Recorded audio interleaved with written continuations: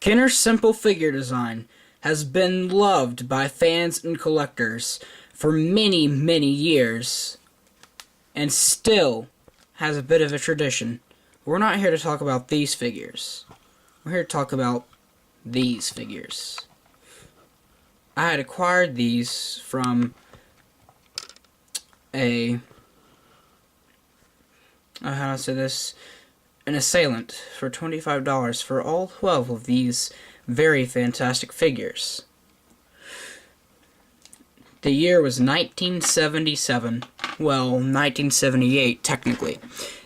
And Star Wars had hit theaters, and toy companies, wanted to get in on it. But Kenner was the one who bought it first. This was an age where figures were very simplistic. You had 5 points of articulation. The head rotated, the arms moved, and the legs would move. We're going to take a look in detail at each of these figures, starting with Luke. The overall likeness was pretty good for 1977, and it still stands up to some modern standards.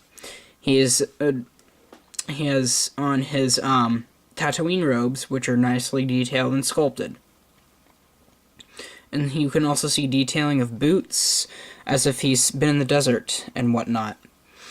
Now, Luke did come with a lightsaber, but the lightsaber was yellow, and it would go into this part of his arm, and there'd be a knob, and you push it out. I sadly do not have it, but sometimes some dry spaghetti will work just as well. And this arm is just kind of, it's an open palm. Now mine has a strange pink residue on it. I'm not sure as to what that is. Looking at the back, the detail does continue. Now one thing notable is that peg holes on the bottoms of these feet, or the feet of these figures, are larger than modern peg holes. Not entirely sure why. And this is the Luke figure, and a lot of people have this. So this is one of the ones that it's a bit harder to find on the card. Next we'll take a look at Ben Kenobi, which, as we all know, was Luke's mentor, more or less. The likeness is okay. It looks like an old man, a bit like Alec Guinness, but they decided to sculpt him all in this orangey brown color for the robes with some black detailing. Why this choice was chosen, I'm not entirely sure, but it does blend in well with all the colors of the cloak being the same. And if you'll notice, his outer cloak is already sculpted onto him, which means his feet are a little bit wider, and he's easier to stand. This was a small problem with some of the figures, but not that big of a problem. And I just now realized that in the setup, I completely left one person out, and I don't want y'all to think I'm racist. But anyway, sorry. So this is a great figure, and every Luke needed his Ben Kenobi. Next is the other hero, Princess Leia. This figure, as you'll notice, was a little bit shorter to be in scale with your other standard-sized figures.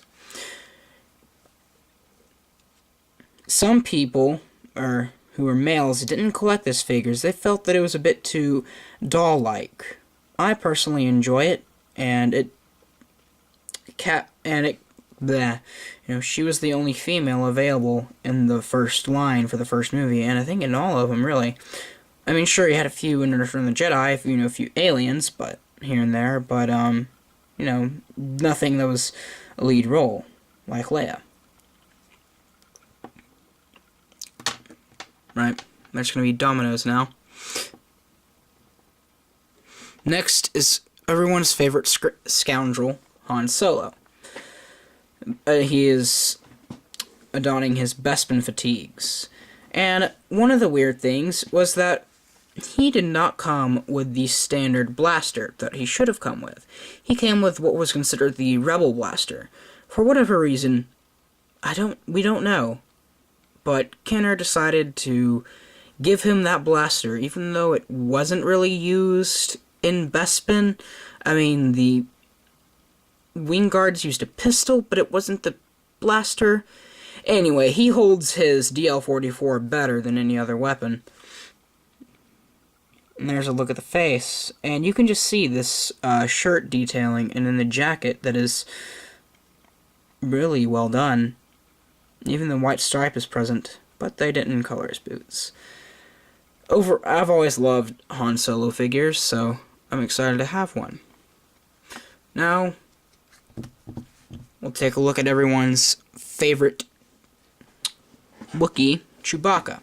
Chewbacca was the biggest and hairiest creature you could get from 1978 to about the early 1980s, because then they came out with the Wampa, which was the second largest, biggest, and furriest figure. Because if you'll notice, he's a little bit taller than your standard heroes.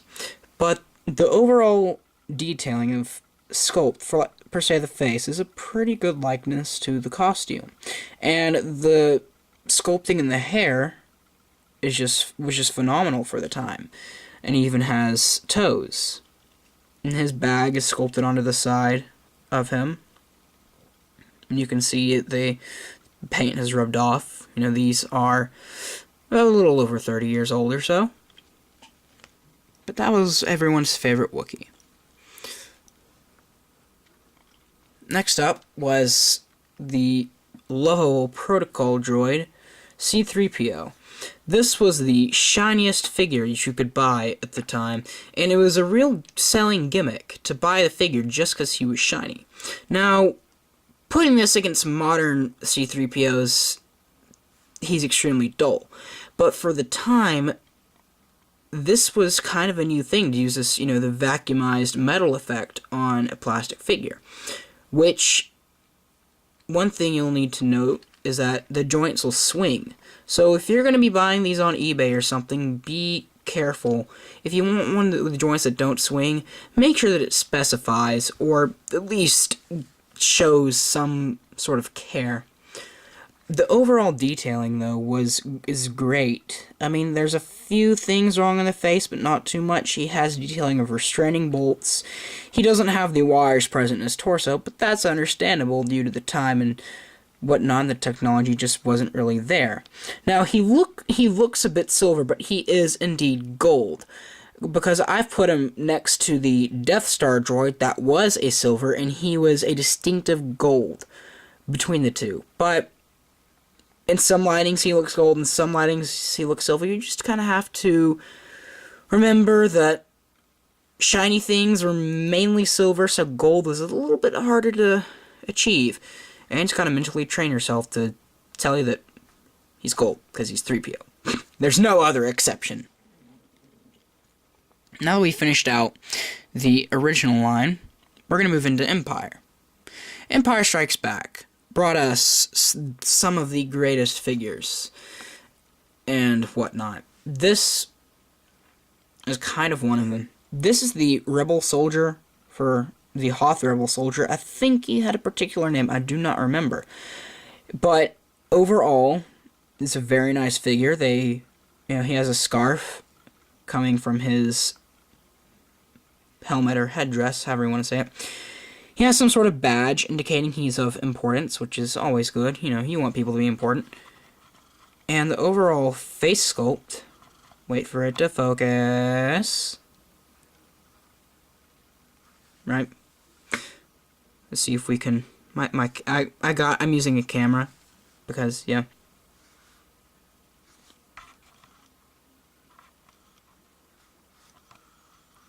Right. Gonna do like this. Great detailing of a mustache. It's all I wanted to say. That his mustache is pretty fabulous, although there are some scratch marks present on his face due to probably poor storage. And there is a holster drawn on his side, which I forgot to mention about Han, who also has one. The holsters didn't work, though. Like I said, they were just kind of drawn on the side, but they were great detailing. And the backpack detailing is amazing, considering. the time, and it's actually molded to the figure. One problem nowadays is that you get figures with removable backpacks and you lose them. I slightly, even though these aren't as in scale or as detailed, I slightly prefer the molded backpack, because it gives off a little bit more of that classic feel that you wanted when you were a kid, and whatnot, and it was just overall nice. Also, he has boots that are a different color from the rest of him. That might have been helpful in Han's case. So, what do you have to fight off the rebels? Kenner also released the Snowtrooper, which looks fantastic. He has the helmet is present, and it has this kind of rubber, or what I think in the film was like a rubber or plastic piece that came down here, which I always thought was neat, and I always enjoyed that. Now, he did come with a cape, but it was a little bit different, because it would attach at his waist, but I don't have any of the accessories. And the overall detailing of armor and the backpack is great. And these are good just to buy. I mean, they don't have to be just for Hoth, because if you'll notice, say, in the Clone Wars, you had the Second Battle of Geonosis, where you had the flamethrower clone troopers who were the exact same thing as a snow trooper, or snow clone trooper. So you could use this as a special ops flamethrower guy, or someone who was on Hoth and took over Echo Base, which you didn't have the flamethrower scenario in, 80, 81, so he was going to be on Hoth. But your imagination can grow. But overall, a great figure. I'm going to say that for all of these, so get used to it. Another one of these is Lando Calrissian, who was the only African American that I'm aware of in the original series. Him and Han were the only ones that really wore simple clothing. As you can see, he just has on like a light blue shirt and a bit of a fancy belt and some pants, some like nice dress pants and some nice shoes. But if you will notice very closely, he has a smile, but it's not painted.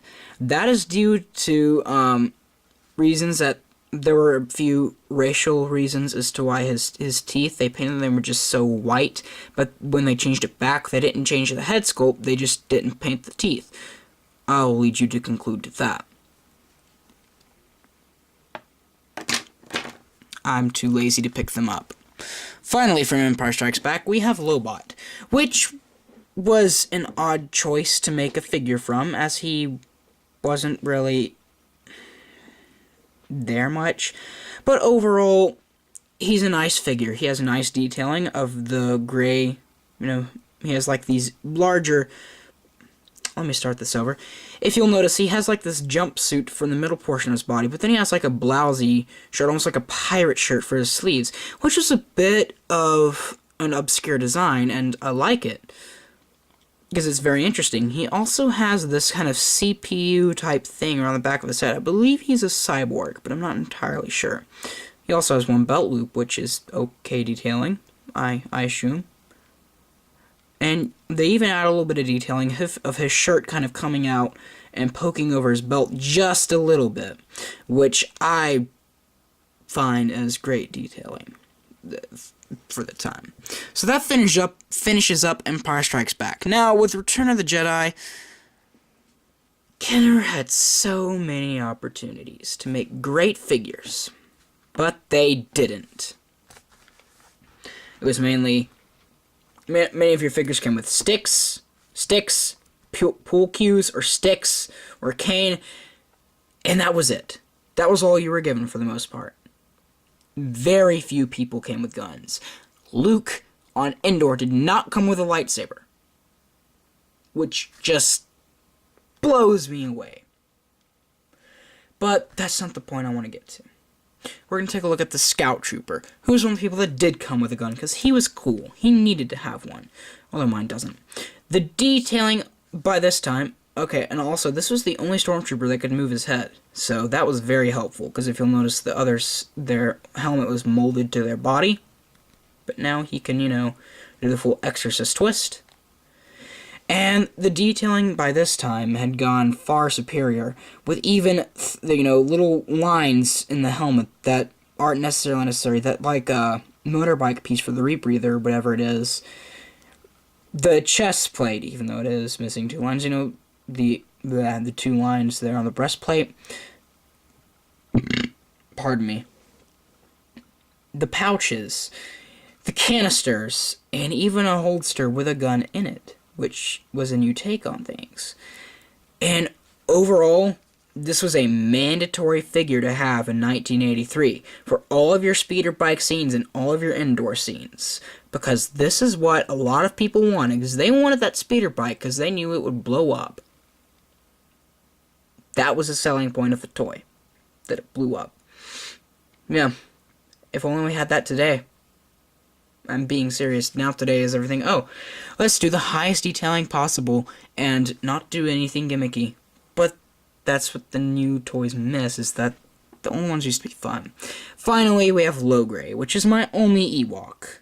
And he is, again, no accessories. But, just, why, Kenner? Ewoks are supposed to be cute, but I understand that they're also somehow tough. But why that face? Out of all of the faces to give them, why that one? Anyway, if you'll notice, Logray has a bit of an interesting design, where he has this pattern of fur. And Kenner did a great job of sculpting the figure and the fur, in my opinion. He does look a bit like a teddy bear. But the only problem that I have is that the leg joints, the hair doesn't quite line up, but that's okay because he's a smaller figure, and that's supposed to be understandable for something like that.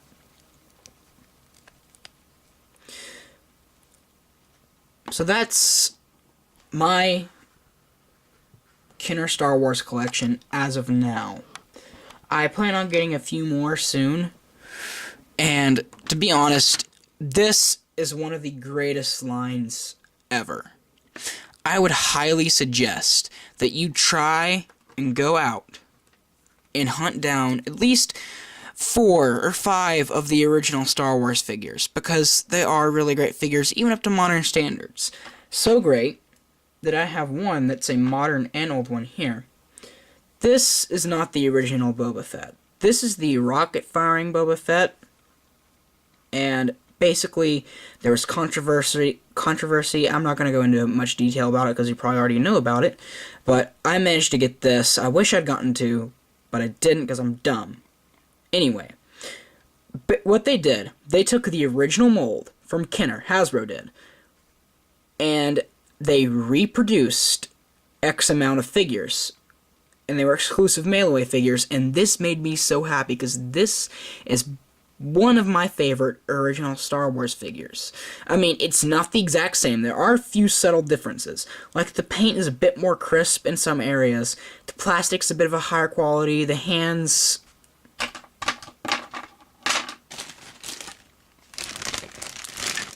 are a bit smaller to accommodate the blaster. The blaster's an almost exact replication of the original Stormtrooper blaster by Kenner. The only thing that's different is that it's a bit thinner. In this aspect, it could be used with some more modern figures, but it fits into his hand just as perfectly as that original one did. So you get back all those memories of playing with your Boba Fett, but now you had an added bonus. Do you remember how that thing was glued down in the L shape? Well, Hasbro fixed that by elongating the missile. This made me happy, because the first time I picked up an original Boba Fett, I'd heard about the rocket-firing backpack, and I could not figure out as to why it didn't fire, and I was upset. Then reading into it, I found out I could get this, and all was good. Except for the part where he missed. But yeah. So there we have it. Kenner Star Wars.